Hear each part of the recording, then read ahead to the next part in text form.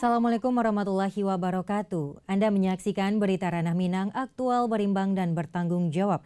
Hari ini Minggu 30 Oktober 2016. Informasi seputar wilayah Sumatera Barat telah dirangkum tim redaksi kami. Dan berikut cuplikan topik utama kita untuk hari ini. Susu dan rokok ilegal diamankan petugas. Polisi menggerebek rumah pengedar sabu.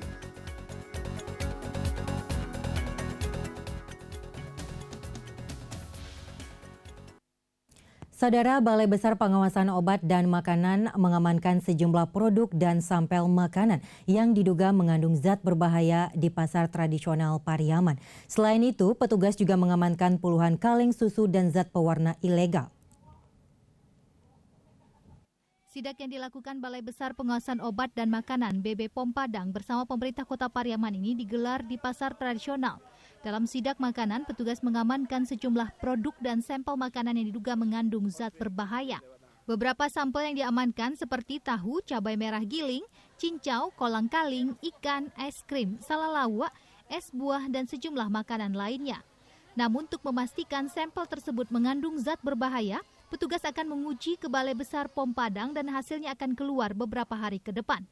Selain mengamankan sejumlah produk dan sampel makanan yang diduga mengandung zat berbahaya, petugas juga mengamankan puluhan kaleng susu dan zat pewarna ilegal. Kepala BPOM Padang Zulkifli mengatakan pemeriksaan bahan makanan tersebut ditujukan agar kota itu aman dari zat berbahaya yang dapat mengancam kesehatan konsumen. Melakukan pengawasan terutama produk pangan di daerah-daerah pariwisata. Ini bagaimana pangan ini memang betul aman gitu. Karena ini pariwisata, daerah pariwisata. Jadi Pemda Kota Pariaman mengajak Balai POM karena kita total lab gitu. Kota kita di lab. Nah, begitu juga keberadaan Balai POM di provinsi ini, bagaimana kami Balai POM bisa berkontribusi setiap pemerintah daerah. Kita akan mengambil sampel di sini produk-produk yang berpotensi mengandung bahan berbahaya. Sementara itu, Kepala Dinas Koperasi Perindustrian Perdagangan Gusni Eti Zaunit mengatakan pemeriksaan makanan, minuman, produk lainnya rutin dilakukan. Mengingat adanya keluhan dari masyarakat terkait makanan yang dijual pedagang menggunakan zat berbahaya. Namun jika terbukti ada makanan yang mengandung zat berbahaya, pihaknya akan melakukan pengawasan yang ketat hingga penindakan. Namun sejauh ini makanan di Kota Pariaman masih aman dan belum ditemukan indikasi makanan yang mengandung bahan berbahaya. Pemerintah mengimbau kepada para pedagang di kota tersebut untuk tetap menjual makanan sehat dan tidak menggunakan bahan berbahaya. Dari Pariaman, Abdul Saril, TVRI Sumatera Barat. 3 juta batang rokok ilegal atau penyalahgunaan cukai berhasil diamankan oleh petugas kantor Bea Cukai Teluk Bayur Padang di salah satu rumah yang dijadikan gudang. Rokok ilegal berbagai merek tersebut ditaksir bernilai miliaran rupiah. Petugas Custom Bea dan Cukai Teluk Bayur Padang berhasil mengamankan satu unit truk yang sedang melakukan pembongkaran rokok ilegal atau penyalahgunaan cukai rokok di salah satu rumah yang dijadikan gudang di Kecamatan Lubuk Kilangan, Padang. Menurut keterangan Kepala Kantor Bea Cukai Teluk Bayur Padang, Andi Pramono, penangkapan truk yang mengangkut rokok tersebut dilakukan setelah pengintaian beberapa hari oleh petugas Bea Cukai Teluk Bayur. Setelah dilakukan pengintaian, petugas langsung melakukan penggerebekan di salah satu rumah yang dijadikan gudang rokok ilegal. Selain mengamankan truk, petugas juga menyita 16.370 slop atau 3 juta lebih batang rokok dengan berbagai merek yang diduga melanggar ketentuan cukai. Kepala Bea dan Cukai Teluk Bayur Padang menambahkan 16.000 lebih slop atau 3 juta batang rokok tersebut ditaksir mencapai 1,8 miliar rupiah. Sementara kerugian negara diperkirakan 1,1 miliar rupiah. Dari hasil pemeriksaan sementara, rokok ilegal yang diamankan berasal dari wilayah produksi di Pulau Jawa dan dikirim ke Sumatera Barat menggunakan titipan kilat. Kemudian didistribusikan menggunakan roda 4. Mengantisipasi adanya peredaran rokok ilegal tanpa menggunakan cukai asli, Kantor Bea Cukai Teluk Bayur akan optimal mengawasi peredaran rokok di seluruh wilayah Provinsi Sumatera Barat. Demikian laporan Tuasaman Siregar, TVRI Sumatera Barat. Saudara, Satuan Reserse Narkoba Polresta Padang gerebek rumah pengedar narkoba jenis sabu-sabu dan pil ekstasi di wilayah Karangganting, Kecamatan Kuranji, Kota Padang. Dari hasil penggerebekan, petugas kepolisian berhasil mengamankan seorang pengedar dan 4 paket sabu serta 4 butir pil ekstasi.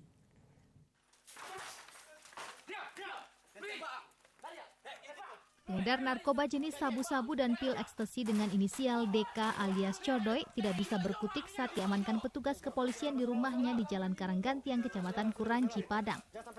Setelah meringkus DK alias Codoy, anggota Reserse Narkoba Polresta Padang langsung melakukan penggeledahan di rumah tersangka. Hasil penggeledahan yang dilakukan, petugas menemukan sejumlah barang bukti yakni 4 paket besar sabu dan 4 butir pil ekstasi dengan total nilai 13 juta rupiah yang disimpan dalam kamar tersangka. Dari pemeriksaan sementara, narkoba jenis sabu dan pil ekstasi tersebut diperoleh dari wilayah Pekanbaru dan diedarkan di Kota Padang. Kasatres Narkoba Polresta Padang, Komisaris Polisi Deng Rahman menjelaskan tersangka Codoy merupakan target operasi atau TO yang sudah lama diincar karena diduga mengedarkan barang haram. Bahkan sebelum dilakukan penangkapan, tersangka telah melakukan transaksi dengan pelanggannya. Namun setelah mengetahui informasi keberadaan tersangka, anggota Res Narkoba Polresta Padang langsung melakukan penggerbekan di rumah tersangka di Jalan Karangganting, Kecamatan Kuranci, Padang. Geledah rumahnya atau kita tangkap yang bersangkutan karena sebelumnya ada yang transaksi di situ. Dan kita geledah, kita dapat di rumahnya 4 butir inep dan 4 paket sabu sedang seharga 12 atau 12 juta rupiah. Dan barang ini kita sinyalir dari Pekanbaru. Kenapa di wilayah itu kan adalah wilayah Kuranji. Berarti Kuranji sama barat atau ini tempat pelemparan barang tersebut dan bisa jadi arah ke kota lain atau memang bersampingan dari Kota Padang, painan pelemparannya ini. Untuk mempertanggungjawabkan perbuatannya, tersangka akan dijerat dengan Undang-Undang Penyalahgunaan Narkoba Nomor 35 Tahun 2009 dengan ancaman hukuman maksimal 20 tahun penjara. Demikian laporan Tuasa Mansi Regar, TVRI Sumatera Barat. Sementara itu, Saudara, hasil pemeriksaan urin di Markas Kodim 0304 Agam terhadap ratusan anggota TNI. 1 orang diantaranya diduga positif mengkonsumsi zat mirip narkoba jenis sabu. Untuk tindakan lanjutan, BNN menyerahkan pemeriksaan pada penyidik militer. Badan Narkotika Nasional BNN Payakumbuh merilis hasil pemeriksaan urin di lingkungan Kodim 0304 Agam. Dari 200 anggota yang dilakukan pemeriksaan, 1 diantaranya diduga mengkonsumsi zat mirip narkoba jenis sabu. Kepala BNN Payakumbuh AKBP Firdaus menyampaikan pada saat kegiatan serupa bagi anggota DPRD Bukit Tinggi. Atas temuan tersebut, BNNK telah melimpahkan perkara tersebut pada pimpinan Komando Distrik Militer Kodim 0304 Agam guna penyelidikan. Prosedur tindakan hukum diserahkan pada pimpinan bersangkutan karena terkait dengan peradilan yang berlaku di lingkungan militer. Kodim Agam, nah Pak Letkol Salim, nah itu permintaan beliau ke kita, kita sifatnya membantu. Ya rekan-rekan kan tahu kalau untuk TNI kan mereka peradilannya beda dengan umum, ya mereka peradilan militer ya, untuk militer yang menangani. Dan kemarin kan juga sudah ada, nggak hadir kemarin para wartawan, kita sudah disampaikan. Ada 1 yang positif kan, ada 1 positif dari tes urin. Nah ini diduga kan positif mengkonsumsi sabu, makanya kita sarankan kemarin supaya lebih valid, lebih jelas kita sarankan untuk tes darah. Atas temuan tersebut, Kodim 0304 Agam terus mendalami dan memastikan benar atau tidaknya anggota yang dimaksud mengkonsumsi barang haram tersebut. Dari Kabupaten Agam, demikian laporan Busri El Faisal, TVRI Sumatera Barat. BN 24 tahun, warga Suayan Kabupaten 50 Kota, diamankan jajaran Sat Narkoba Polres Bukit Tinggi karena diduga seorang kurir narkoba jenis sabu. BN diamankan di daerah Baso bersama barang bukti 4 gram sabu-sabu bernilai 24 juta rupiah. Kepolisian Resort Bukit Tinggi kembali mengamankan BN warga Suayan Kabupaten 50 Kota karena diduga sebagai kurir narkoba jenis sabu-sabu. BN ditangkap di daerah Padang Taro, Kecamatan Baso, Kabupaten Agam bersama barang bukti sabu seberat 0,4 gram bernilai 24 juta rupiah. Kasat Narkoba Polres Bukit Tinggi AKP Yulianis Eko Sulistyo mengatakan tersangka memang target operasi Sat Narkoba. BN ditangkap tengah mengantar barang haram tersebut dari arah Payakumbuh menuju Bukit Tinggi. Di tengah perjalanan, petugas yang tengah melakukan penyamaran sebagai pembeli saat akan bertransaksi dengan anggota petugas langsung meringkus tersangka. Dalam penangkapan, tersangka mencoba menghilangkan barang bukti yang terbungkus dengan kotak rokok, namun upaya itu berhasil digagalkan petugas. Tersangka BN dijerat dengan Undang-Undang Nomor 35 Tahun 2009 tentang narkotika dengan ancaman 14 tahun penjara. Demikian laporan Busri El Faisal, TVRI Sumatera Barat. Saudara, tim gabungan Satuan Polisi Pamong Praja Kabupaten Pasaman Barat dan Provinsi Sumatera Barat menangkap 4 pasangan muda-mudi yang tengah asik di pondok esek-esek di kawasan Nagari Sinuri. Keempat pasangan tersebut digelandang ke kantor Satpol PP guna penyelidikan lebih lanjut. Setelah menerima laporan adanya keberadaan warung ese-ese yang dijadikan tempat mesum di kawasan Jorong Benteng, Nagari Sinurui, Kecamatan Talamau, jajaran polisi Pamong Praja Kabupaten Pasaman langsung menggelar razia di lokasi tersebut. Razia gabungan antara Satpol PP Provinsi Sumatera Barat dengan Pol PP Kabupaten Pasaman Barat tersebut membuahkan hasil. Sebanyak 8 orang atau 4 pasang remaja berhasil diamankan petugas saat asik berduaan di pondok yang terletak di semak-semak sekitar bukit. Bahkan satu di antara pasangan tersebut merupakan mahasiswa di salah satu perguruan tinggi. Mirisnya, petugas menemukan sejumlah alat kontrasepsi yang berserakan di sekitar pondok-pondok. Untuk pemeriksaan lebih lanjut, 4 pasang remaja tersebut dibawa ke Mako Satpol PP Pasaman Barat guna pemeriksaan dan membuat perjanjian. Semua remaja yang tertangkap bisa dilepas setelah dijemput langsung oleh keluarga dan membuat surat perjanjian. Pol PP Kabupaten Pasaman Barat juga akan memanggil pemilik kafe dan penyedia tempat esek-esek tersebut. Jika membandel, pihaknya akan melakukan pembongkaran secara langsung. Razia ini merupakan syok terapi kepada pemilik dan masyarakat yang melakukan maksiat atau penyedia tempat maksiat. Pasaman Barat kita melakukan razia gabungan ke tempat maksiat yang disinyalir terjadi praktek prostitusi di Kecamatan Talamau, tempatnya di Daerah Sinurui. Bukan perlu kita sudah mendapatkan 4 pasangan lawan jenis yang kita temukan di sebuah perbukitan yang ada warung-warung yang berkembang sekarang warung esek-esek. Tapi ini baru praduga. Selain itu, Satpol PP Pasaman Barat juga meminta orang tua dan masyarakat melakukan pengawasan terhadap generasi muda agar tidak terjerumus maksiat. Sebab saat ini sejumlah kafe dan tempat hiburan malam yang diduga dijadikan tempat maksiat semakin menjamur di Pasaman Barat. Oleh karena itu, masyarakat diminta selektif dan memberikan laporan jika melihat ada tempat maksiat di Pasaman Barat. Demikian laporan Andika Adi Saputra, TVRI Sumatera Barat.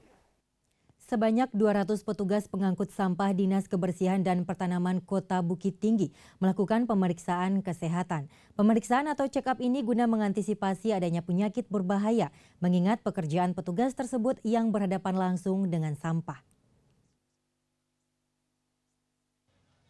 Sebanyak 200 petugas pengangkut sampah Dinas Kebersihan dan Pertamanan DKP Kota Bukit Tinggi dicek kesehatannya.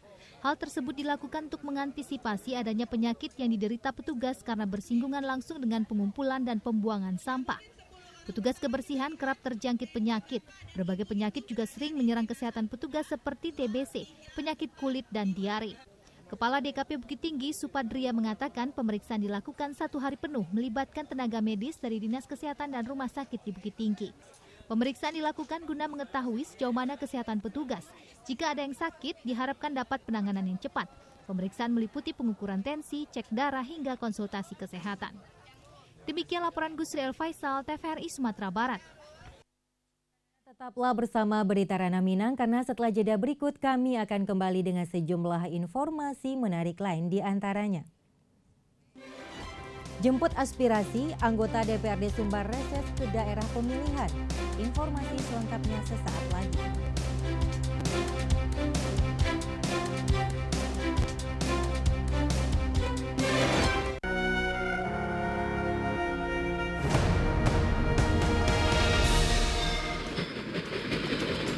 Mulai 1 November 2016, kereta api akan melayani rute Kayu Tanam Lubuk Alung. Dengan harga tiket Rp3.000, Anda bisa menikmati perjalanan ini. Dengan kereta api perintis, masyarakat akan dilayani dengan nyaman dan aman.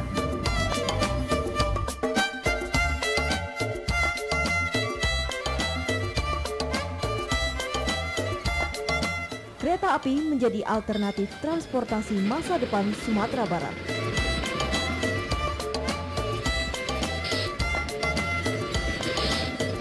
Ayo, naik kereta api.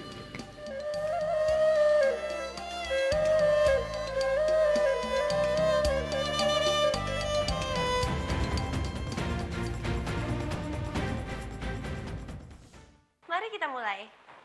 Pertama kita masukkan bawang. Bawang. Oke. Lalu taburi merica secukupnya. Merica. Untuk menambah rasa kita tambahkan Jangkrik. Makanya pakai TV digital. Tinggal pasang set-top box, nggak usah ganti TV dan antena. Gambar lebih bagus, suara lebih jernih. Dipersembahkan oleh Kominfo dan TVRI. IPV adalah imunisasi polio suntik. Diberikan 1 kali pada usia 4 bulan untuk melengkapi perlindungan yang didapat dari vaksin polio tetes yang diberikan pada usia 1, 2, 3, dan 4 bulan. Dapatkan vaksin IPV mulai bulan September 2016 di puskesmas, posyandu, dan fasilitas kesehatan lainnya. Ayo dapatkan IPV gratis di puskesmas, posyandu terdekat mulai September 2016. Jangan ragu memberikan IPV untuk buah hati Anda.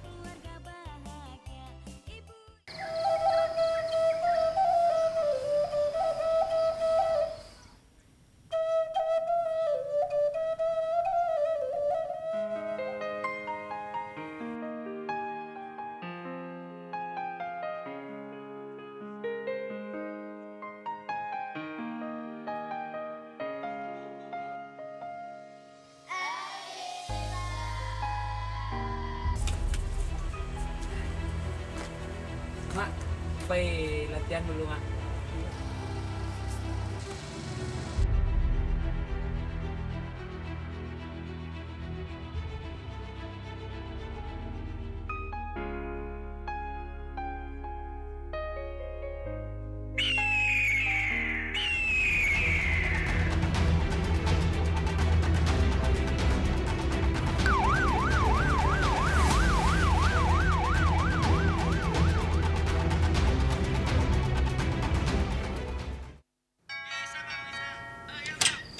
Pak Budi, masuk. Beneran lewat.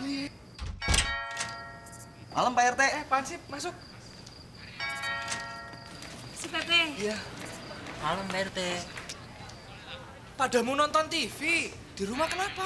Beda Pak RT. Di sini gambarnya bagus, suaranya jernih. Makanya pakai TV digital. Betul, bersiaplah menyongsong era TV digital dari sekarang. Dipersembahkan oleh Kominfo dan TVRI. Islam itu rahmatan lil alamin. Dia bukan hanya untuk satu komunitas, bukan hanya untuk satu bangsa.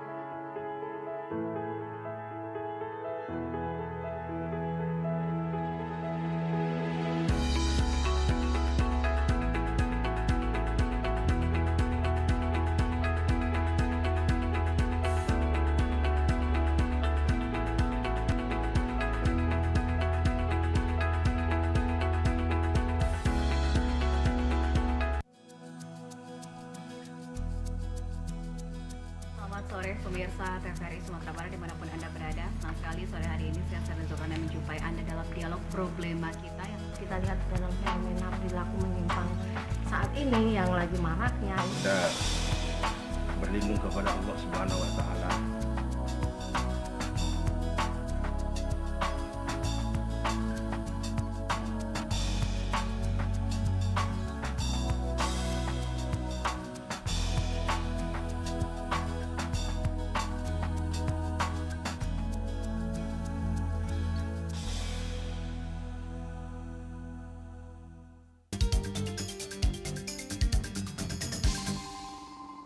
Saudara, diduga korban tabrak lari, seorang lelaki ditemukan tidak bernyawa di pinggir Jalan Parit Malintang, Kabupaten Padang Pariaman. Jasad korban merupakan warga Pasabalai Nagari Parit Malintang tersebut dibawa ke Rumah Sakit Daerah Padang Pariaman untuk diotopsi sebelum akhirnya dijemput pihak keluarga. Arifin, 70 tahun, warga Korong Pasabalai Nagari Parit Malintang, Kecamatan Namlingkung, Kabupaten Padang Pariaman ini ditemukan sudah tidak bernyawa di pinggir Jalan Raya Nasional Parit Malintang. Korban ditemukan dalam kondisi tertelungkup dengan kepala pecah. Diduga Arifin merupakan korban tabrak lari. Terlihat kondisi korban mengenaskan saat diperiksa petugas Rumah Sakit Umum Daerah Padang Pariaman. Jasad korban ditemukan pertama kali oleh Rustanuddin, warga Parit Malintang, saat pulang membeli makanan dari Pasar Lubuk Alung. Ia terkejut melihat sosok manusia yang terbaring di pinggir jalan sudah tidak bernyawa.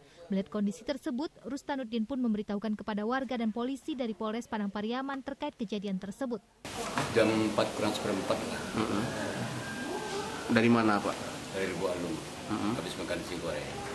Mau pulang rumah. Terusnya dengan jalan di teman ada mayat terbujur gitu kan. Langsung aja lapor sama Polres. Polres. Oh, kondisinya gimana waktu itu, Pak? Tertungku. Kepalanya pecah. Iya, kepalanya pecah. Makan saya itu nggak ketahuan orangnya. Saya lapor Polres. Sementara itu petugas kepolisian dari Polres Padang Pariaman pun membawa jasad korban ke rumah sakit untuk keperluan otopsi usai melakukan olah TKP. Pihak kepolisian menduga korban merupakan korban tabrak lari. Melihat di sekitar lokasi kejadian ditemukan bekas ban mobil. Sementara pihak keluarga berharap pelaku tidak bertanggung jawab tersebut bisa ditangkap. Jenazah korban rencananya langsung dibawa pihak keluarga ke kediamannya di Pasabalai untuk dikebumikan. Dari Kabupaten Padang Pariaman, Abdul Saril, TVRI Sumatera Barat. 4 orang anggota DPRD Provinsi Sumbar melakukan reses ke daerah pemilihan atau Dapil 5 Kota Payakumbuh dan Kabupaten 50 Kota. Dalam reses yang dihadiri puluhan wali nagari tersebut, mereka menampung sejumlah aspirasi yang dikeluhkan. Menjaring dan menampung sejumlah aspirasi masyarakat Kabupaten 50 Kota, 4 anggota DPRD Dapil 5 melakukan reses ke daerah pemilihan mereka. Menurut wakil rakyat yang berasal dari sejumlah partai tersebut, dengan kegiatan ini dapat menampung aspirasi masyarakat untuk mengembangkan nagari ke arah yang lebih baik dan berkesinambungan. Koordinator anggota DPRD Dapil 5 Yulfitni Yasiran dalam sambutannya mengatakan, pengelola bangsa ini senantiasa melangkah dilandasi iman, maka kemakmuran dan kesejahteraan akan menyertai rakyatnya. Ia juga menyebut kegiatan reses diharapkan dapat menampung aspirasi dari wali nagari sebagai perwakilan masyarakat untuk memajukan daerah. Selain itu, reses adalah sarana menjalin silaturahim dan menjaring aspirasi. Untuk itu diharapkan dalam reses kali ini dapat menampung aspirasi warga sebanyak-banyaknya. Banyak hal yang kita dapat dalam reses ini, terutama tentang potensi-potensi daerah yang belum tergarap. Juga kita sudah disampaikan oleh para wali nagari, di mana tentang pendidikan, tentang kenakalan remaja, pembagian hasil yang belum sampai ke nagari-nagari penghasil seperti pajak air permukaan. Dalam sesi dialog, pertanyaan dan tanggapan para wali nagari lebih mengarah kepada pembangunan masalah narkoba, bencana alam, bencana hama wereng, serta seputar hukum dalam penggunaan dana. Para wali nagari juga berharap kepada anggota Dewan dapat mengemban amanah dengan penuh tanggung jawab dan memberikan kontribusi lebih kepada masyarakat. Reses selain mendekatkan wakil masyarakat dengan masyarakatnya, juga mendengarkan secara langsung apa yang menjadi keinginan dan kebutuhan masyarakat sekaligus menampung aspirasi secara langsung. Keluhan tentang persoalan yang terjadi di lapangan secara luas maupun kritikan terhadap kinerja wakilnya, termasuk kebutuhan yang tengah diinginkan masyarakat. Dari Kabupaten 50 Kota, demikian laporan Edward, TVRI Sumatera Barat. Sementara itu, Saudara, anggota DPRD Sumatera Barat beserta jajaran dari sejumlah SKPD provinsi yang tergabung dalam Dapil 7 reses ke 2 nagari di Kabupaten Solo. Berbagai aspirasi disampaikan seperti jalan rusak, PLTMH, irigasi, pertanian, dan lain sebagainya. Anggota DPRD Sumatera Barat yang tergabung dalam Dapil 7 melakukan reses ke wilayah Kabupaten Solo.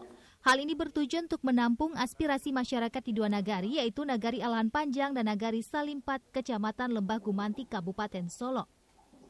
Dalam reses ini juga hadir sejumlah SKPD dari provinsi.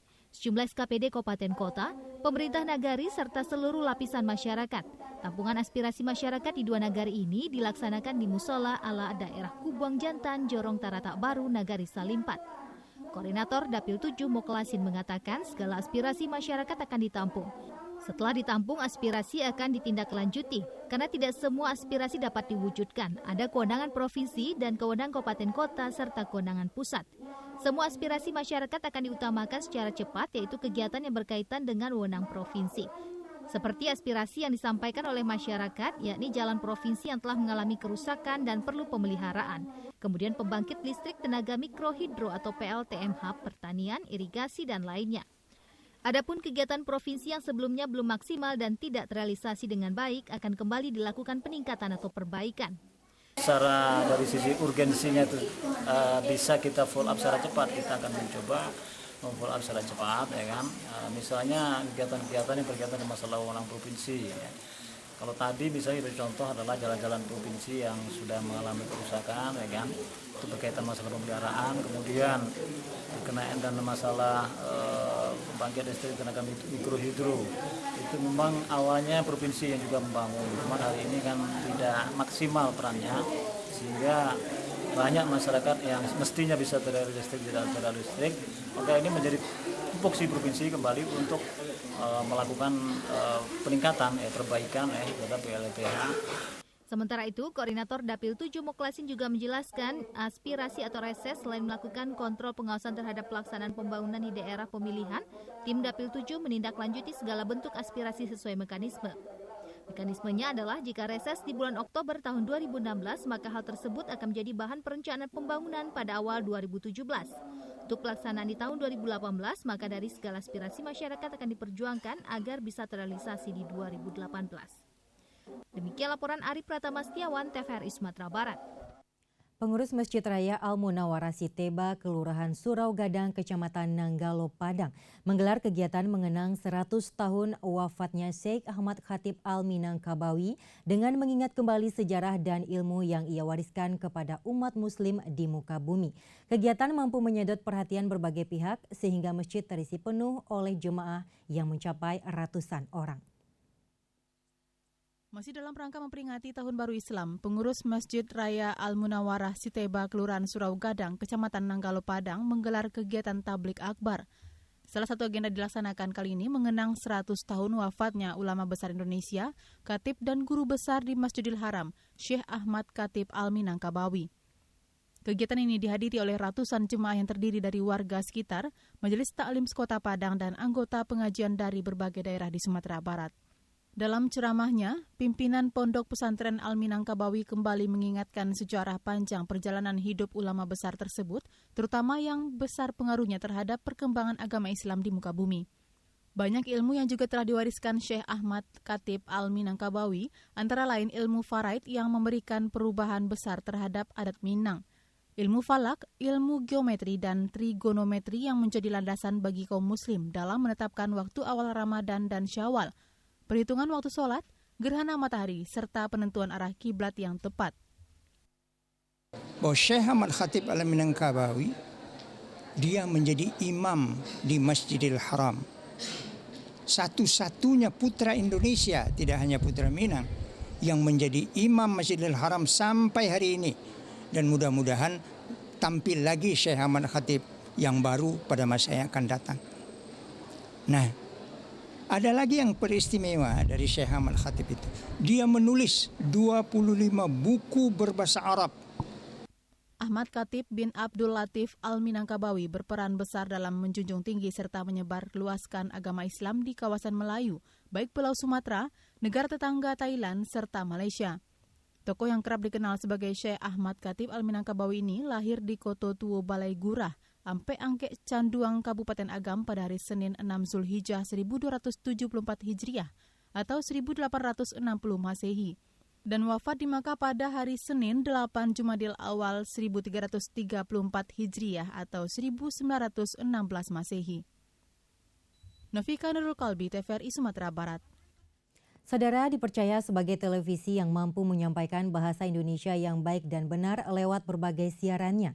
Sebanyak 170 orang siswa SMA Negeri AK Biluru Kabupaten 50 Kota mengunjungi stasiun LPP TVRI Sumbar.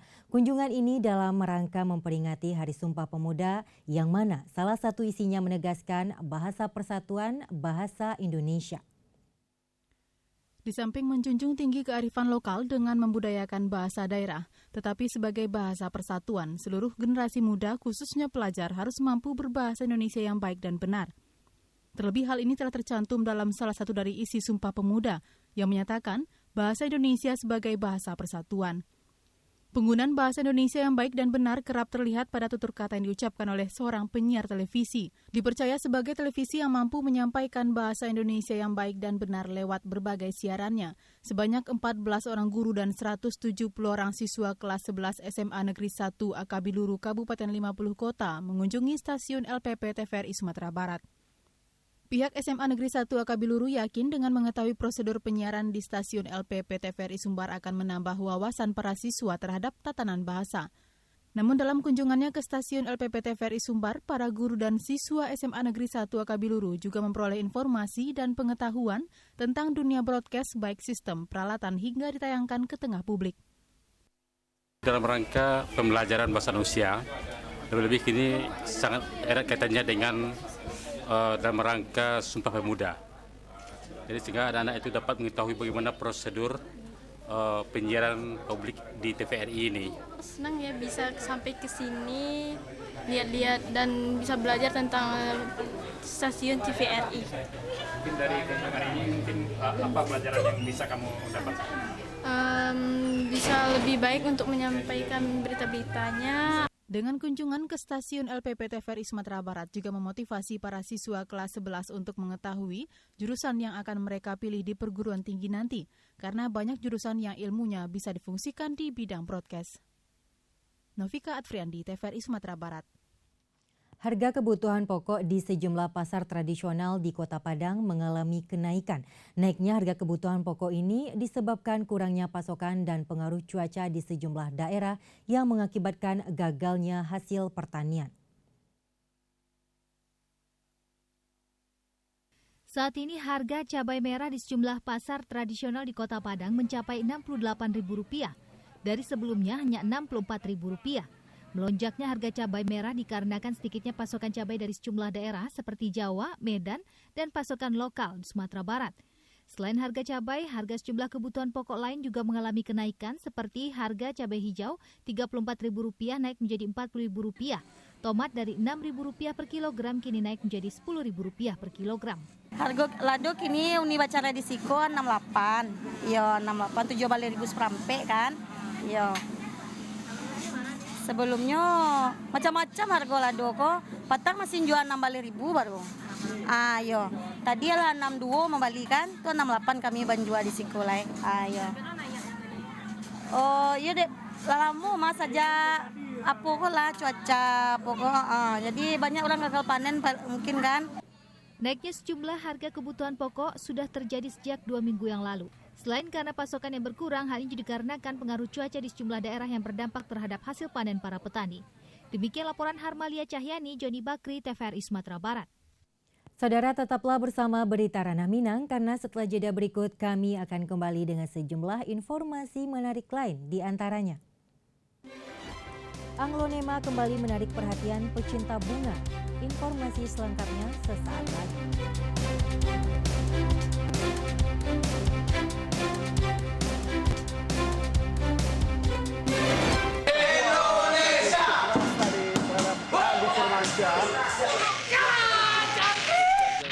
Kenapa nih?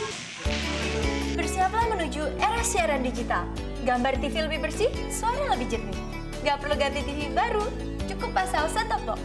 Ayo, dukung Indonesia, dukung TV digital. Boleh ikutan nonton nggak? Bro, ini sih bukan jangkrik, cantik. Dipersembahkan oleh Kominfo dan TVRI. IPV adalah imunisasi polio suntik. Diberikan 1 kali pada usia 4 bulan untuk melengkapi perlindungan yang didapat dari vaksin poliotetes yang diberikan pada usia 1, 2, 3, dan 4 bulan. Dapatkan vaksin IPV mulai bulan September 2016 di puskesmas, posyandu, dan fasilitas kesehatan lainnya. Ayo dapatkan IPV gratis di puskesmas, posyandu terdekat mulai September 2016. Jangan ragu memberikan IPV untuk buah hati Anda.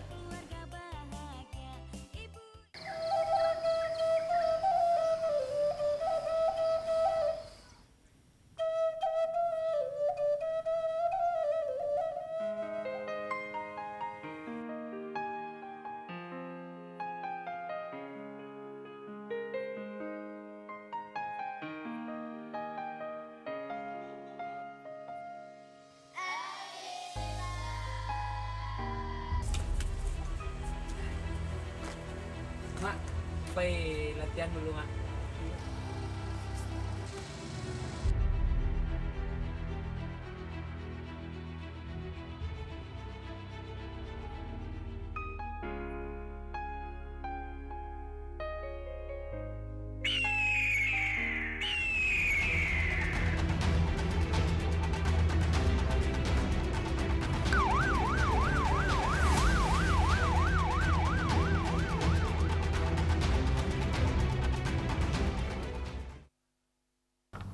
IPV adalah imunisasi polio suntik, diberikan 1 kali pada usia 4 bulan untuk melengkapi perlindungan yang didapat dari vaksin poliotetes yang diberikan pada usia 1, 2, 3, dan 4 bulan. Dapatkan vaksin IPV mulai bulan September 2016 di puskesmas, posyandu, dan fasilitas kesehatan lainnya. Ayo dapatkan IPV gratis di puskesmas, posyandu terdekat mulai September 2016. Jangan ragu memberikan IPV untuk buah hati Anda.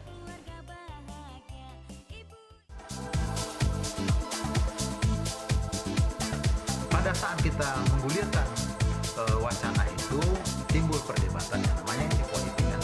Tetapi akhirnya kita menyampaikan itu di dalam forum yang komprehensif. Perpanjangan itu tidak dapat disimpulkan melalui permusyawaratan setuju semuanya, tapi kan politik.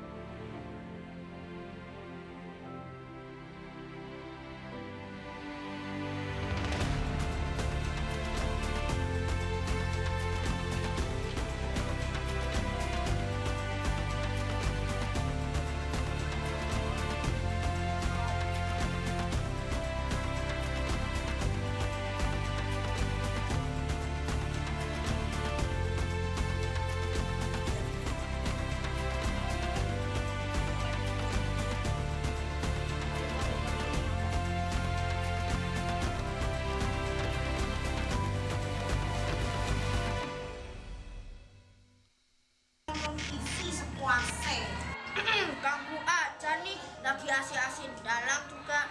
TV analog, gambar dan suaranya nggak jelas. Ini dia. Sudah saatnya kita nonton TV digital. Gambar dan suaranya mantap. Pilihan programnya juga banyak loh. TV digital emang canggih kan? TV digital dari Kominfo. Dipersembahkan oleh Kominfo dan TVRI.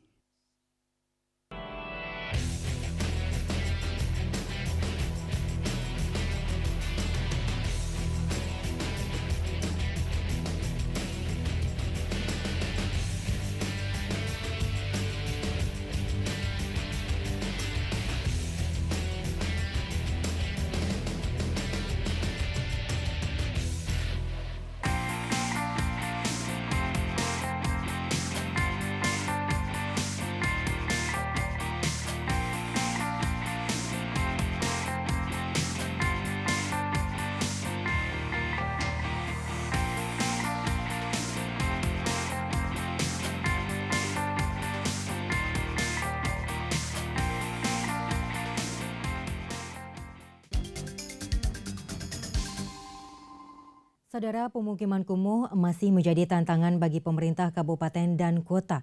Karena selain merupakan masalah, di sisi lain pemukiman kumuh ternyata merupakan salah satu pilar penyangga perekonomian kota. Mengingat sifat pekerjaan dan skala pencapaiannya yang sangat kompleks, diperlukan kolaborasi beberapa pihak antara pemerintah, mulai tingkat pusat sampai dengan tingkat kelurahan atau desa, pihak swasta, masyarakat, dan pihak terkait lainnya. Oleh karena itu, sebagai salah satu langkah mewujudkan sasaran RPJMN 2015 hingga 2019, yaitu Kota Tanpa Pemukiman Kumuh di tahun 2019. Direktorat Jenderal Cipta Karya menginisiasi pembangunan platform kolaborasi melalui program Kota Tanpa Kumuh atau Kotaku.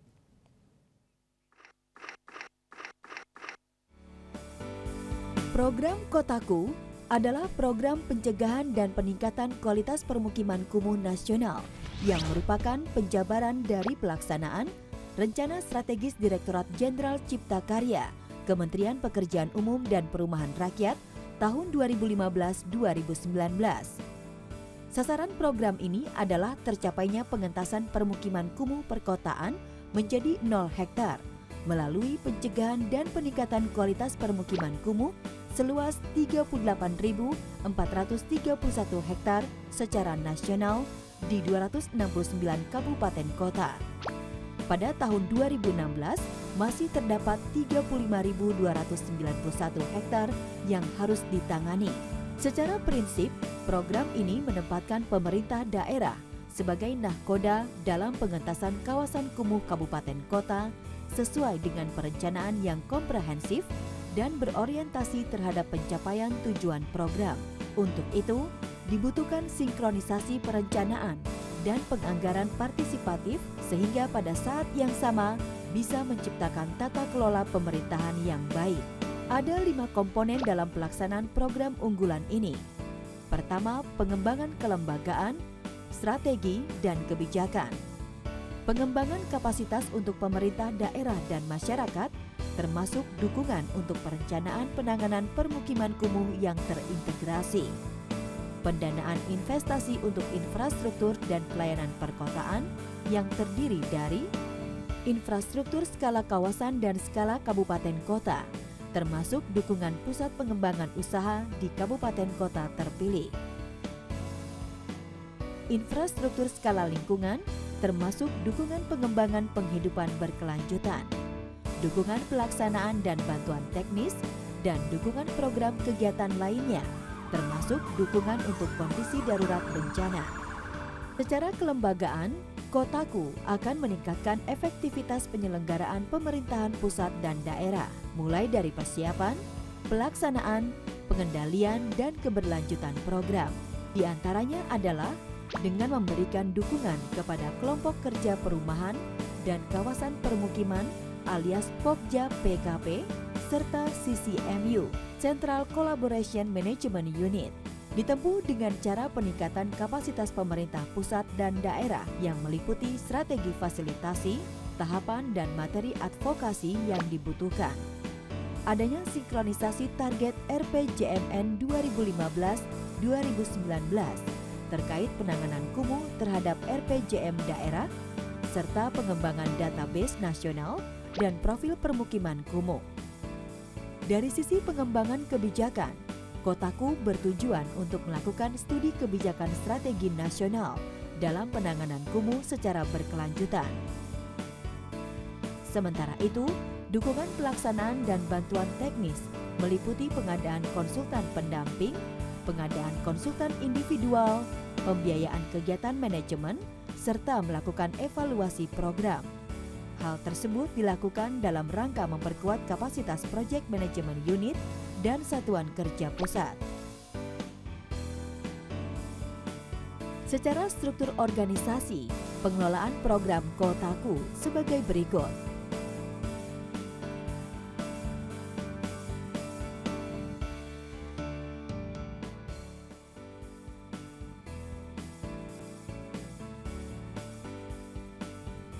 Sementara itu, tahapan pelaksanaan program Kotaku ini diawali dari upaya pemerintah pusat dalam menyusun kesepakatan antara pusat dan daerah. Setelah itu, dimulai proses perencanaan pada tingkat masyarakat dan kabupaten kota. Dan tiba saatnya implementasi program secara kontinu. Ada 3 langkah yang dilakukan dalam penanganan kumuh, yaitu pencegahan yang meliputi pengawasan dan pengendalian, lalu peningkatan kualitas dengan cara pemugaran, peremajaan, konsolidasi tanah dan lahan, serta relokasi permukiman. Adapun langkah terakhir adalah pengelolaan yang baik seperti pemeliharaan dan perbaikan yang rutin. Agar berjalan efektif, para pemangku kepentingan menyusun perencanaan pencegahan dan peningkatan kualitas kumuh berdasarkan baseline atau data dasar permukiman yang ada untuk dijadikan pegangan bersama dalam perencanaan dan pengendalian kumuh. Integrasi perencanaan permukiman kumuh dilakukan secara partisipatif oleh masyarakat bersama Pemda. Tujuan utamanya adalah adanya sinergitas dalam perencanaan pembangunan, kemudian memastikan program ini masuk dalam agenda RPJM daerah dan program formal lainnya, serta tidak kalah penting adalah memberikan kepastian hukum kepada masyarakat yang berpenghasilan rendah dalam mendapatkan tempat permukiman yang layak huni dan berkelanjutan. Nantinya, Kotaku akan menjadi sistem terpadu bagi para pemangku kepentingan dalam penanganan permukiman kumuh dengan melibatkan semua pihak, mulai pemerintah pusat, provinsi, kabupaten kota, swasta, lembaga swadaya masyarakat, hingga masyarakat luas. Oleh karena itu, diperlukan strategi operasional yang tepat agar Kotaku berjalan sukses. Tahap awal diprioritaskan pada pengembangan kelembagaan serta membangun jejaring dari tingkat pusat sampai tingkat bawah. Penganggaran yang terintegrasi dengan multisektor dan multi-aktor. Mewujudkan kota layak huni dan berkelanjutan adalah tanggung jawab kita semua dan bisa terwujud bila dilakukan secara berkolaborasi. Oleh karena itu, mari berkolaborasi menuju kota layak huni dan berkelanjutan.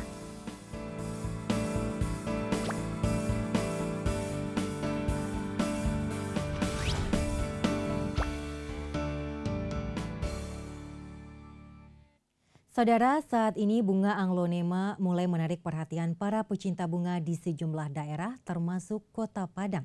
Bunga yang dipasok dari daerah Tangerang ini dijual mulai harga Rp40.000 hingga Rp400.000 tergantung ukurannya. Jenis bunga Anglonema dengan corak warna merah dan hijau ini memberikan pesona yang indah di mata para pecinta bunga. Di Kota Padang, bunga Anglonema ini dapat diperoleh dari sejumlah toko bunga yang ada di sepanjang Jalan Khatib Sulaiman dan Lubuk Minturun. Pasokan bunga satu ini berasal dari daerah Tangerang, yang dipesan langsung oleh sejumlah pedagang bunga di Padang dan dijual Rp40.000 per satu potnya.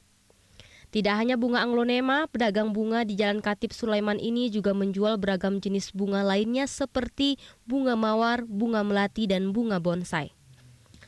Untuk harga bunga ini dijual sesuai jenisnya, yaitu rata-rata dari Rp10.000 hingga Rp500.000 per potnya. Ada bunga dari Tangerang yang Anglonema. Kalau bunga yang di luar, yang Tantan Pane, dari Lubuk Minturun tepek pembibitan.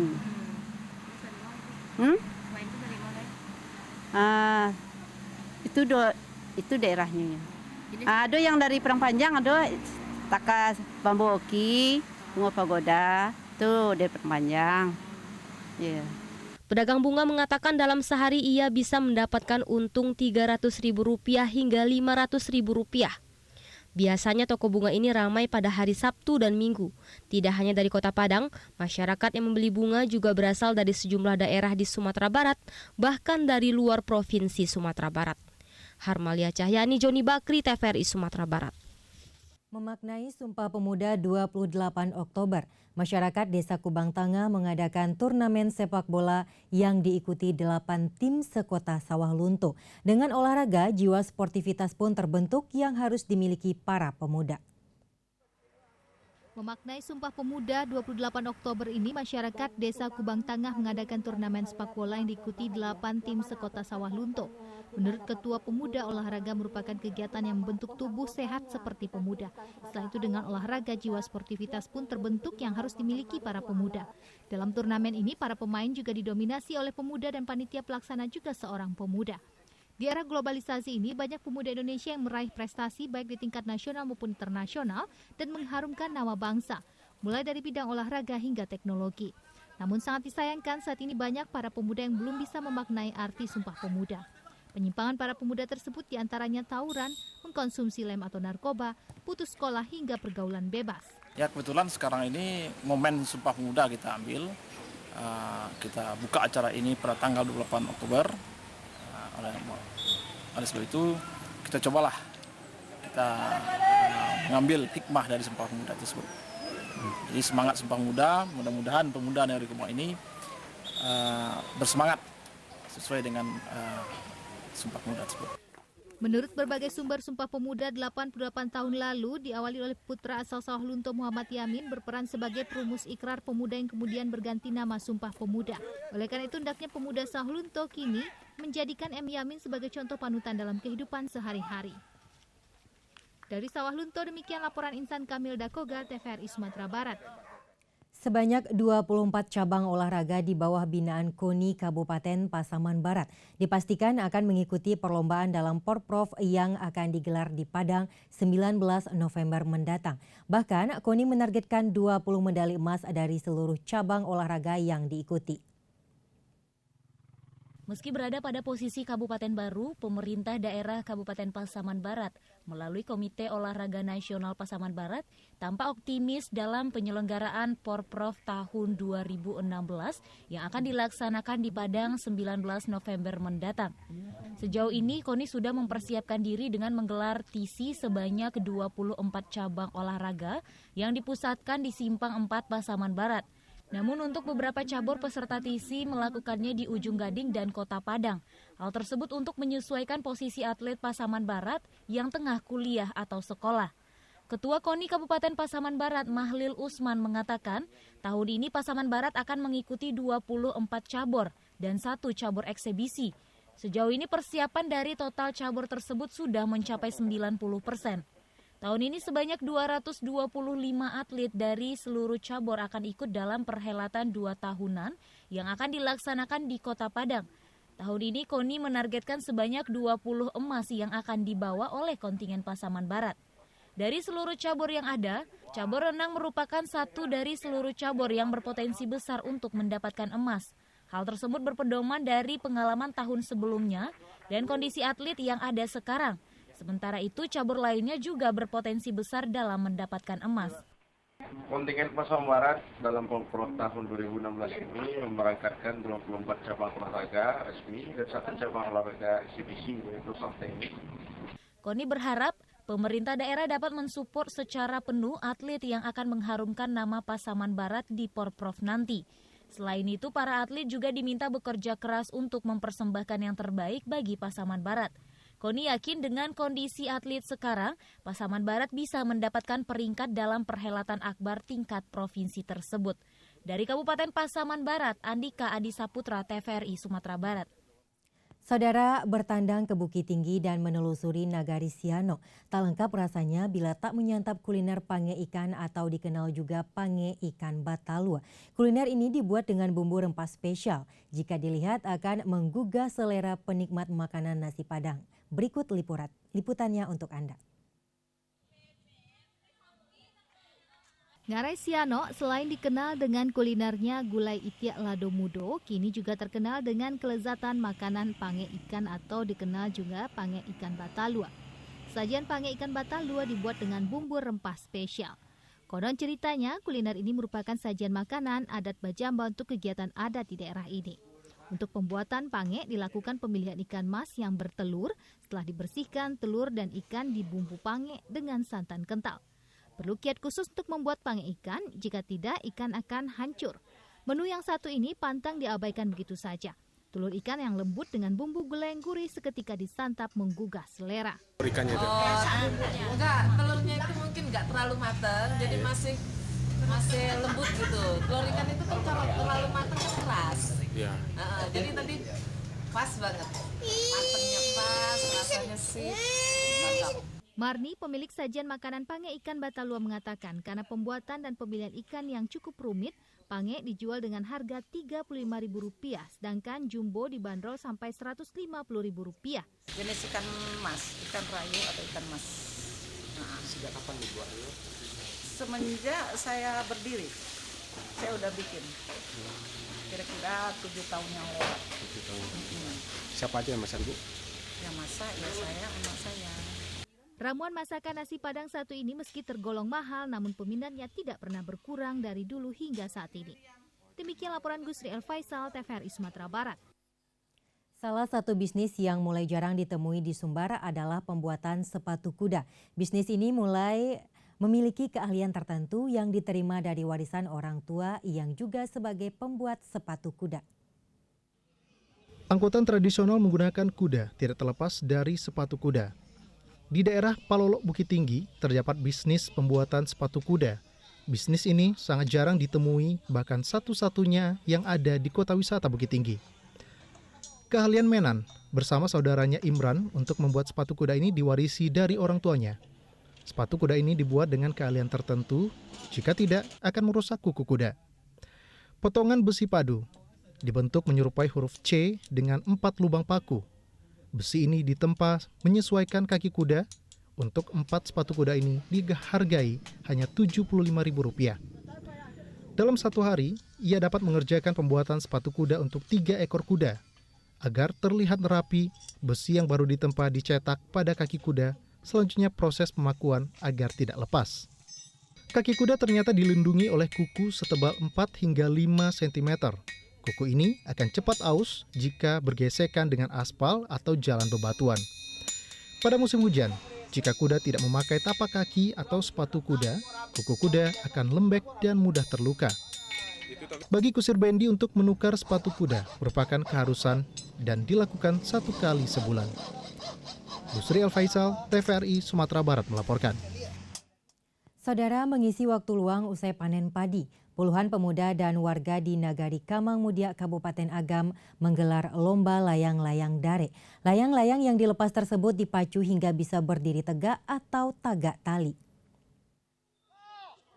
Siang hari menjelang sore, puluhan warga di daerah Kamang Mudia, Kabupaten Agam, Sumatera Barat menggelar lomba layang-layang dare. Layang-layang ini dilepas serentak dipacu untuk bisa terbang tinggi.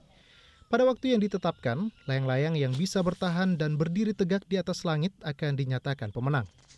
Seminggu terakhir, area ini dipadati pecinta layang-layang, peserta datang dari berbagai nagari dan kecamatan tetangga. Para penonton, peserta sangat antusias menikmati hiburan ini.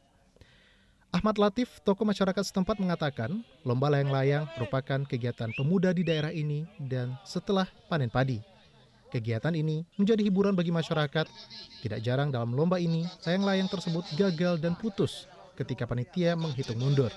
Lomba layang-layang yang diangki oleh pemuda Pekasinayan. Pekasinayan. Ya. Itu apa saja penilaiannya? Penilaiannya ketinggian, kemudian kelurusan layang-layang. Tagak tali basawaknya. Itu dinilai dengan apa tuh? Dinilai jo matu telanjang oleh panitia dan juri yang lah ditunjuk oleh panitia. Sebelum mengikuti lomba, peserta harus terlebih dahulu mendaftarkan layang-layang ke meja panitia dengan membayar insert Rp20.000 saja. Kemudian layang-layang dibawa ke garis start sekitar sejauh 50 meter dengan aba-aba panitia. Layang-layang pun dilepas serentak dan dilombakan untuk bisa terbang sejauh mungkin. Namun, dituntut juga kehati-hatian agar layang-layang tidak putus. Gusri El Faisal, TVRI Sumatera Barat melaporkan.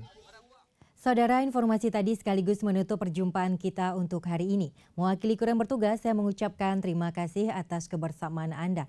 Tetap bersama kami untuk mengikuti program selanjutnya. Wassalamualaikum warahmatullahi wabarakatuh dan sampai jumpa.